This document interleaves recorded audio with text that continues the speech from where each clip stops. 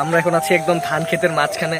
আর পেছনে যে বালির ইয়াটা দেখা যাচ্ছে, এটা হচ্ছে মাছ চাষের একটা প্রজেক্ট তৈরি করা হবে। আর এইদিকে যেদিকে তাকাবেন শুধু ধান আর ধান দেখতে পাবেন। আর মাঝের অংশটুকুতে আমি আর আমার ফ্রেন্ড আসছি। জায়গাটা অসম্ভব সুন্দর। এখানে আপনারা যদি না আসেন অ্যাকচুয়ালি বুঝতে পারবেন না জায়গাটা কত বেশি সুন্দর। তো আমি আপনাদের সবাইকেই বলবো, আপনারা অবশ্যই গ্রামের প্রকৃতি এনজয় করবেন। প্রকৃতি দেখার জন্য, অন্তত একবার দেখার জন্য হলেও আপনাদের রিলেটিভ বা পরিচিত যে গ্রামে থাকে তার সঙ্গে কথা বলবেন। পরিচিত না থাকলে আমার বাসায় আসতে তার সঙ্গে গিয়ে তার হচ্ছে গ্রাম ভিজিট করবেন। আর যদি সেটাও পসিবল না হয় তাহলে আমার ফ্রেন্ড মিজান আপনাদের জন্য অলওয়েজ সবসময় থাকবে।